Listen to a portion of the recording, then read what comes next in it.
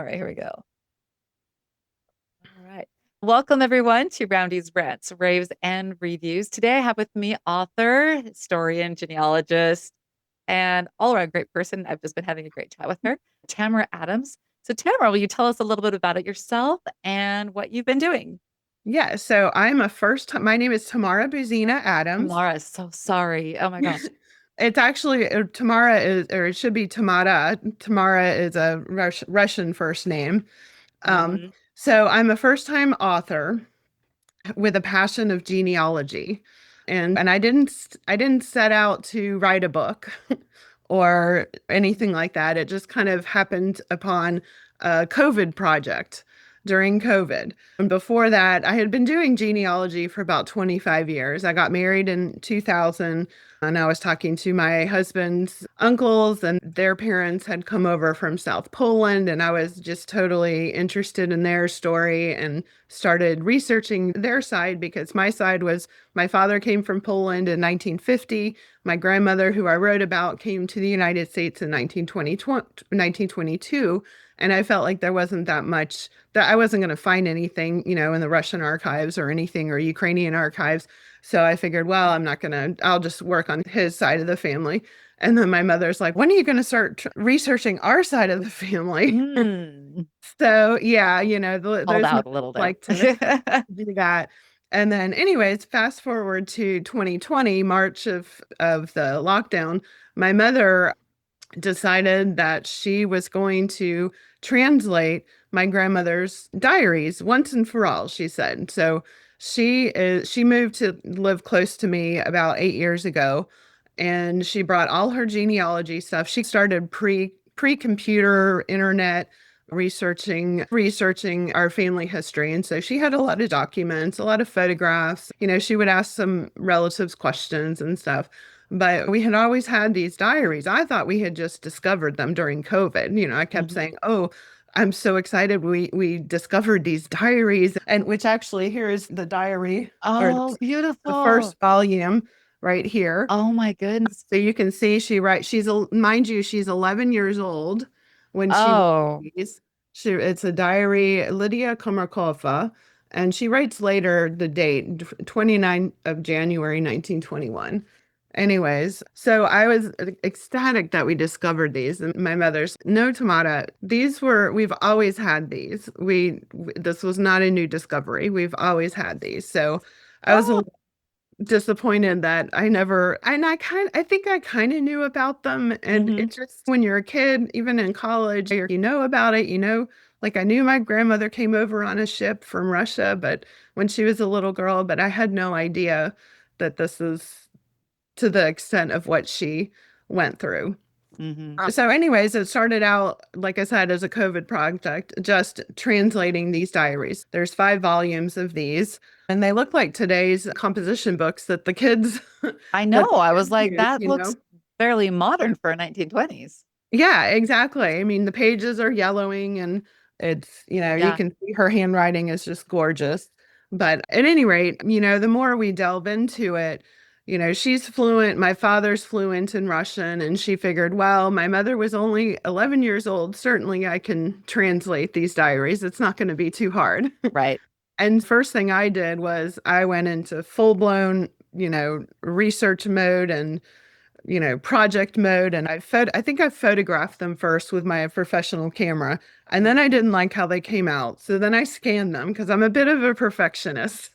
So then I scanned them. So she would put them on her computer and zoom it up big because well, now she's 84. She was 79 when she started. Right. But she would zoom in on the words and everything, and she would be able to read it, and she would type it out, and then she would send it to me, and I would like correct it. And, I mean, I would kept it exactly the same. I would just fix like the typos and stuff.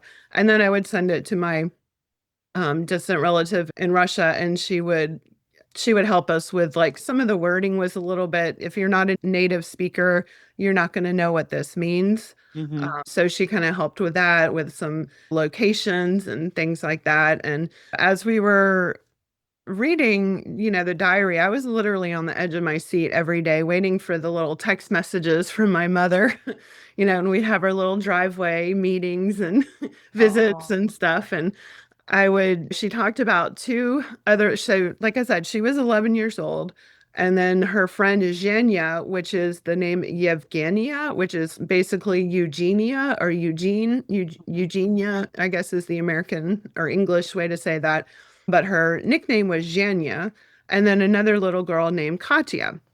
So she kept writing about these little girls and she wrote about other people too, but she never really wrote last names. And Mhm. then in the fourth volume, I forget what page number, maybe page 13, I can't remember. Anyways, she writes the last name of this Zhenya, and it was Anakayev. And so my mother texted me that name immediately as soon as because she would kind of read ahead to, Mhm. see what was happening next. She was getting She the was cliffhangers cheating, for you. Yeah, exactly. going ahead of Naughty mom. yeah. So then she texted me the name. Of course, I've been doing genealogy research for 25 years. So I hopped on Ancestry like immediately. And within 2 seconds, I got two hits for two family trees. So I found the granddaughter of Zhenya, and then I found the daughter of the brother of Zhenya. So I messaged both of them. And I think like 10 days later, Michelle's husband responded to me, which she's this daughter of the brother of Zhenya. And then like 13 days later, Susan responded to me. And so that was very exciting because I was thinking, oh my God, maybe they're going to have more information. Yeah. But now here I was thinking I didn't have that much information, but in fact, I had a ton of information because they really didn't know a whole lot. I mean, I have like documentation of she lived on, so my grandmother, just to go back on the story, my grandmother left Russia, left Odessa. She was born in Odessa in 1909, which was part of the Russian Empire at that time. Now it is Ukraine. Mhm. And her father was a sea merchant and he would work on ships and he would go for 40 days. I think it took to go from Odessa to Vladivostok, which is way on the east side, by Japan over in Asia, and be gone for months or whatever and then come back. And so there was a lot of political turmoil happening in 1920. It was the Russian Revolution had occurred, the Russian Civil War, the Bolsheviks were coming in, the leaders of the country were changing, and things were a little bit dangerous if even stepped out of what they wanted you to do. And the Crimea was kind of the last holdout of the White Army. So this was January of 1920, actually December of 1919, her father proposes to her or proposes the idea to her mother, let's go live on the ship for a little bit. Well, you can come work with me. We'll go to, I think they were planning to go to Vladivostok or somewhere just for work. And then they planned on coming back. But the things did not turn out that way, and they had to immediately go to they went to numerous different ports on the Black Sea. So this was January of 1920. So she was all over, and a lot of the families of the crew members on the ships are not allowed to have their families on the ship, usually only the captain. But I think they made an exception because of what was going on in their part of the country. So there were not a whole lot of kids, but there were other kids. And that's all she mostly talked about, all the kids on the ship. And we have photographs of them on the ship, and just amazing. And she kept like all of these and she labeled them. And some of them she didn't label like who they were. But Susan, who's the granddaughter of Zhenya, wrote the names of the little girls in this one particular picture. And I was so proud of myself. By that time, I had already confirmed who those people were. And just having that written down on another photograph, that was very satisfying that I was able to figure out who these were based on what my grandmother said in her diaries. But she didn't start her diaries until January 29th of 1921, and she got on the ship in January of 1920. So I had to it was like we were talking earlier, it's a big puzzle. And you have to, I grabbed information from the archives, physical documents of crew members, of incidents that occurred, It told us where the ship was, what port and everything. So I came up with a timeline because I'm very chronological. I like to have a little timeline. There's a timeline in the book as well. And, photographs. And then Susan, again, who's Zhenya's granddaughter, had a bunch of documents from Zhenya's father that actually led us to the name of the captain of the ship before we found the crew list. So that was super exciting. My mom and I were nerding out with all this genealogy, all these little pieces. And I had an Excel spreadsheet with the timeline. I had an Excel spreadsheet for the crew member list. I had notebooks of all the different information and just trying to put it all together. And I guess, what inspired me to actually write the book in the first place, instead of just because my initial purpose was just to translate it, have it as documentation for like my kids and my grandmother's grandchildren, and, for a legacy just for the family. But as I had, dug up more information and I came in contact with, living descendants of other people that were on the ship, they're like, you need to tell this story, needs to be told. This is like an Mhm. incredible story of resilience and hope and courage. I mean, these families left all they knew behind and hoping for a better life. They felt like their lives were in danger. So they fled Russia. And before I did this project, I had never heard of the big Crimea evacuation on November 14th, 1920, that General Peter Wrangel had orchestrated. He organized it. And it was basically out of 5 ports from the Crimea. There were 150,000 refugees, most of them adults. I think the number approximately was about 7,000 children. Got on, boarded like 126 different ships, basically whatever floated, steamships. Like my grandmother was on a steamship.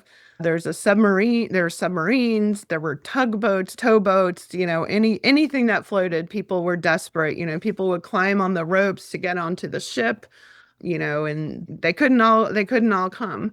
So I have the story. The first part of the book is the story of what happened that first year from January 1920 until she started her diaries in 1921.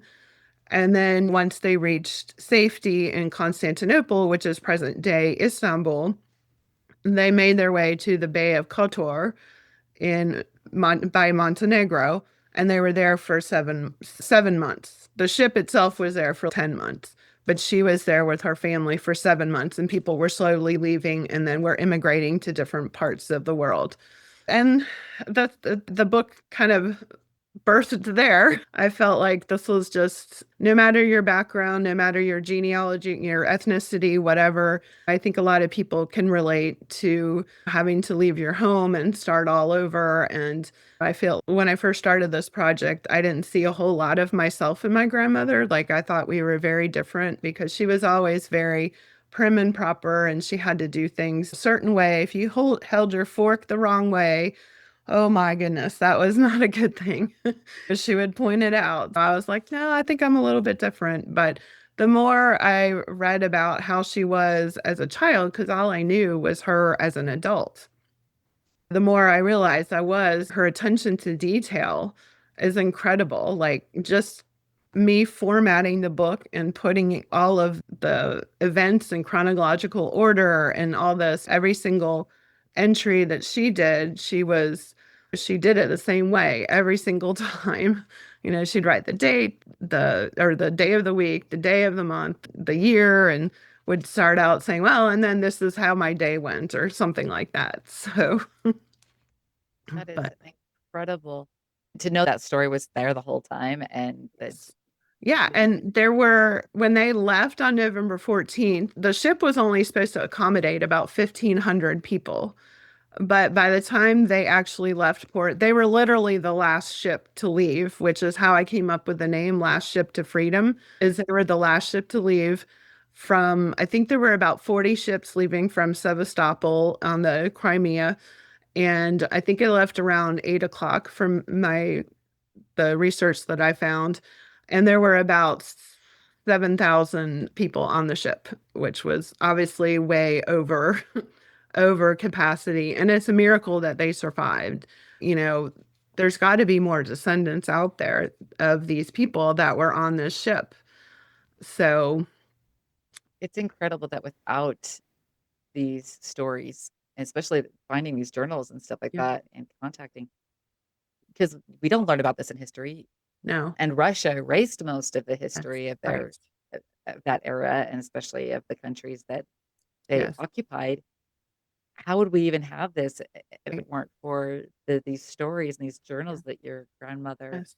so diligently wrote? Did she never talk about? I know you said earlier when we were talking that you never asked her about these, but did she never talk about it So herself?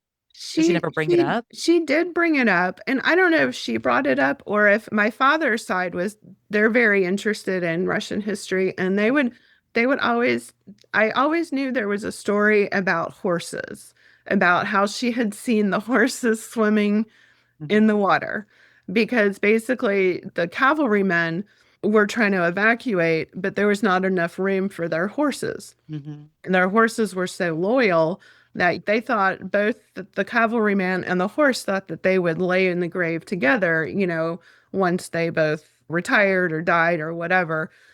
But they had to heartbreakingly leave their horses behind, and the horses would like run. They would come in the water and try to swim next to the ship and they would eventually obviously drown. Or in the book we found a poem of a man who had to leave his horse, and he wrote how devastating it was, and we had translated it to English. In Russian it rhymes or it's more Right. Yeah. poetic, but when you translate it it's not Doesn't quite the same. Yeah. as beautiful or whatever you want to call it, but it still has the message. And he ended up sadly shooting it because he put the horse out of misery because it was just heartbreaking to leave these. And actually, Novorossiysk, which is a town in Russia on the Black Sea, it's south, I believe it's southeast. There's a monument that was built, I believe, in 2013 of a horse and a cavalryman man leading it, and they have it as a memorial for what happened because we know for a fact that it happened in Novorossiysk in March of 1920. And then which I thought that was probably where she saw it, which I'm sure she did witness that and again, imagine witnessing that when you're 11 years old, 10, 11 years old. That has got to be just heartbreaking and traumatic. And then it also happened on November 14th of 1920 when they were leaving for the final time. And had told had told her niece some stories about what had happened, that men were trying to climb up the ropes of the ship to try to get on the ship, but there's no room. And so they were ordered to cut the ropes and they would fall in the water. And what happened to them? And they were just devastated. It was just heartbreaking, and it was a time of desperation. But that story I know was very impactful, traumatic.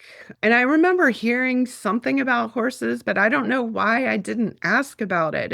I could kick myself for not asking because now I have so many questions, and I just I can't ask her how she felt. I can only imagine, but it is documented, I think, in some way. I know in the 60s there was a Russian film that documented or it was loosely based on the horse's story. And I actually watched it. It was on YouTube, and I watched it with the English subtitles. But it's just to get a visual in my head, but still you don't really understand it. But then when you hear it from a firsthand story, I think that's so much more valuable than reading about it in history books. Because like you said, who knows how much they actually put in the history books as far as everything that happened. But yeah, there were like little snippets of stories. And my mother, and when my grandmother was like 90 years old, she moved to Tallahassee, Florida, which is where I grew up. And she lived like a mile from my family house. And my mother would call her every day on her way home. And one day she's, "Oh, hey, mom, what are you doing?" And she's, "Oh, I'm reading my diaries." And did my mom ask anything? No. She's just as guilty as me. And I'm like, I feel angry. I feel upset. I don't know. I don't know why I didn't. But doing this project really is fulfilling because now I know a whole lot more of what she went through. And I think I might have appreciated her a little bit more. Not that I didn't appreciate her, obviously. I loved her. She was my grandmother. I always felt like she had a wall up. And I wish I knew some of these things that happened to her. And I think that would have given me a more whole picture of her.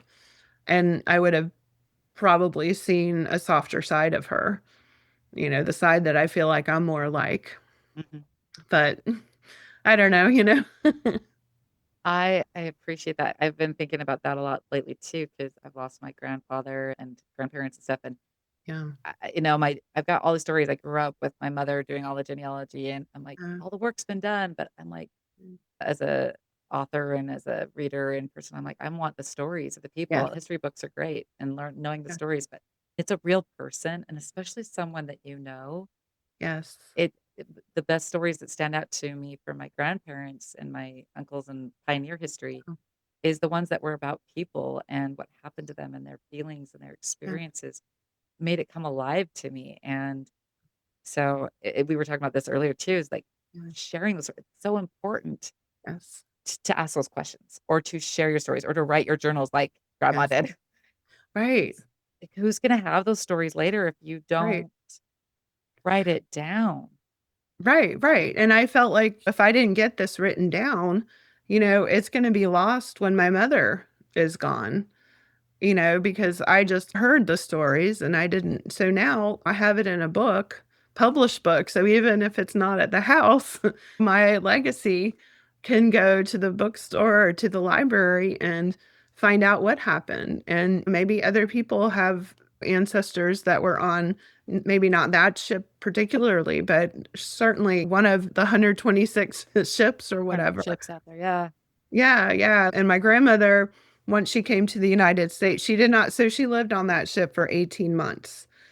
And they were lucky. She actually writes in her diaries that they were lucky that they were able to live in a cabin and not on the deck because a lot of people had to live on the deck. But because her father worked on the ship, she was able to live, they were able to have a cabin, which I can't imagine was it's definitely not like the cruise ships of No, today. no.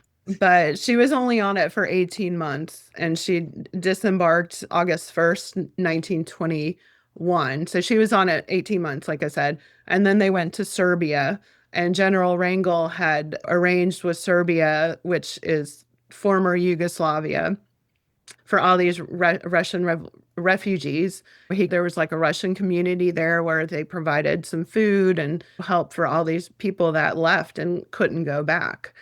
So they lived there for 19 months and then they came to the United States on a different ship.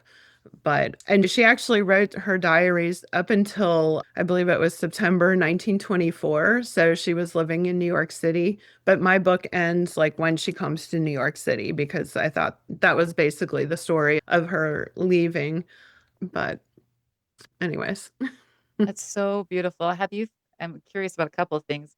One, what has it been like with your mother? And have you felt like there's a bond between you guys that's been growing now through this process? And have you felt your grandmother there oh, with you through this? I know a lot of people I've talked to when they're writing about family, they always seem to feel that presence there with them. yes. And I'd love to know what that experience has been like with you. Yeah, so what's interesting, I'll start out with my grandmother. I feel like I know her better now, even though she's been gone for 20 years, than Mhm, I did when she was alive. I mhm. feel so much closer to her and I feel like she was there kind of guiding us the whole time. And Susan, who's the granddaughter of Zhenya, we became very close and and unfortunately sadly she just passed away in September. She had cancer and she was like besides along with my mother my biggest number one fan. Mhm. And but she really believed that and I did too that my grandmother and her grandmother were up there conspiring to get us together. Yeah. And and my mother, of course, my mother and I have always been very close anyways, But this project definitely, we both can't sit still. We both have to have some sort of project to go, we just feed off each other. So we definitely became closer through this project. And as a result, I think my mother became closer to her mother as well, because this was a side that she didn't know of her mother. She just knew her growing up, and she obviously knew her better than I did, but it was a very rewarding experience. And in November of 2024, I had the opportunity to have my book cover on Times Square on the billboards, and which was very exciting. So Susan, my Jenya's granddaughter, had invited, I think, 14 of the descendants of the three. There were three Anakeev children that were on the ship with my grandmother, all friends.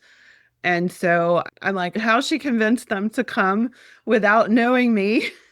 I was like, oh my God. So I have pictures from New York City at the billboard with all of the ancestors. I had printed out on banners, like a 2 foot by 3 foot banner of the photographs of the children on the ship. And then she had asked me to do a presentation the next day at the hotel for all the relatives because they had no idea what happened. They just knew that she came over. There were like little snippets or nuggets of Mhm. story that she would tell, but they didn't really know what happened. So my attention to detail went on Canva and had this whole I think I had 60 slides. Oh my goodness. That It's is a a not little a lot of too time. many. You're gonna lose them. They're gonna lose interest. I have to say, 6.5 hours later, everybody was still there at the edge of their seats. I just kept going because they just kept asking questions, and it was like an incredible experience. So it was really fun because I love to talk about genealogy, as you can probably tell.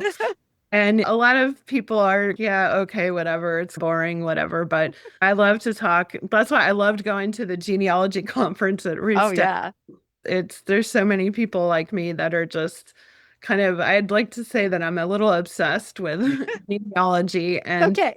I just am a little too. bit. We're fine. And your point too, like initially when I first started doing my research, I wanted to know every single birth date, death date. I didn't really look into the stories.